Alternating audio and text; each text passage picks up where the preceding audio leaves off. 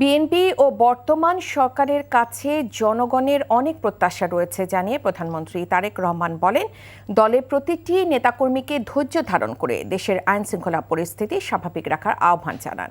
বলেন, জনদুর্ভোগ হয় এমন কাজ করা যাবে না। সন্ধ্যায় দলের কেন্দ্রীয় কার্যালয়ে এসে প্রধানমন্ত্রী ও বিএনপি চেয়ারম্যান তারেক রহমান এসব কথা বলেন। ইফতেখার রেজার রিপোর্ট। প্রধানমন্ত্রী হিসেবে দায়িত্ব গ্রহণের পর প্রথমবারের মতো কার্যালয়টিতে দাপ্তরিক কাজ করলেন দলের চেয়ারম্যান তারেক রহমান। শনিবার সন্ধ্যা 7:30টায় কার্যালয়টিতে যান প্রধানমন্ত্রী ও বিএনপি চেয়ারম্যান তারেক রহমান। এ সময় দলের শীর্ষ নেতৃবৃন্দ, সরকারের মন্ত্রী, প্রতিমন্ত্রী ও নির্বাচিত এমপিদের সঙ্গে বৈঠক করেন প্রধানমন্ত্রী। সাংগঠনিক কার্যক্রম বেগবান করতে দেন নানা নির্দেশনা।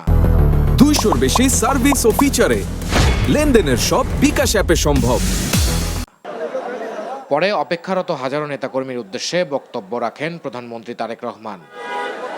এ সময় তিনি কার্যালয়ের সামনের সড়কের যান চলাচল স্বাভাবিক রাখতে নেতাকর্মীদের নির্দেশ দেন।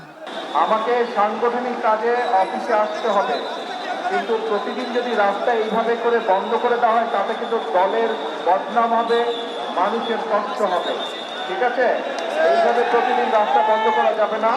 যেভাবে সাধারণ স্বাভাবিক বিষয় সেটি আমাদেরকে চেষ্টা করতে হবে যাতে স্বাভাবিক থাকে সবকিছু। যদি আমাকে পল্টন অফিসে দেখতে চান সবাই আপনারা, তাহলে রাস্তার পরিবেশ স্বাভাবিক রাখতে হবে। প্রধানমন্ত্রী আরও বলেন, দেশের মানুষের প্রত্যাশা পূরণে ধৈর্য ধারণ করতে হবে। আইন শৃঙ্খলা পরিস্থিতি বজায় রাখারও আহ্বান জানান প্রধানমন্ত্রী। মানুষ অনেক প্রত্যাশা নিয়ে দলের দিকে তাকিয়ে আছে। কাজে এখানে যে সকল নেতাকর্মী আছে, সারা দেশে আমাদের যে সকল নেতাকর্মী আছে, আমাদেরকে ধৈর্য ধরতে হবে, আমাদেরকে আইন শৃঙ্খলার ভিতরে থাকতে হবে এবং আমাদেরকে মানুষের পাশে দাঁড়াতে হবে। মানুষের সমস্যা হয়, কষ্ট হয়, অসুবিধা হয়, সেই জিনিসগুলো করা যাবে না।